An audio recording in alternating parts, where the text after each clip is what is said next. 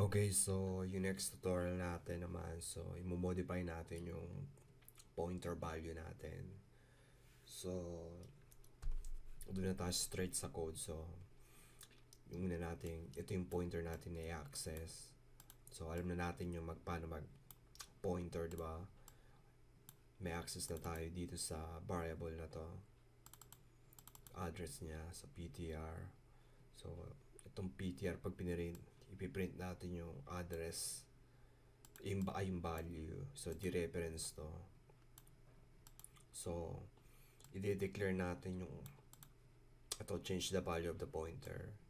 So, ganito, gagamitin nyo ulit tong asterisk. Hindi ganito hindi ganyan. So, asterisk, tapos yung value, ipiprint natin. And, tapos ipiprint natin yung put.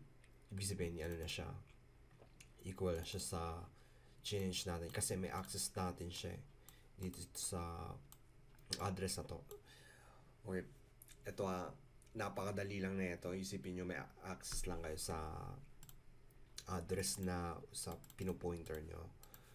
Okay, ira natin. Shit, hindi talaga ako magaling explain ng tawag nito. Yung pinag-aralan ko sa self tutorial ako nag-aral ng programming. So, ginto ako nag-aral yun. So, self-explanatory, hindi ganong mahirap yung pero pag ituturo mo sa ibang tao na walang experience, ganito pala kahirap. So, okay, so back tayo sa tutorial natin. So, una, di ba, yung pointer natin, food is equal sa pizza. So, ito yung una. Tapos yung address niya ito, 0, piniprint natin, di ba? Tapos i-reference natin kasi may access tayo din sa address niya. So, pizza yung lalabas.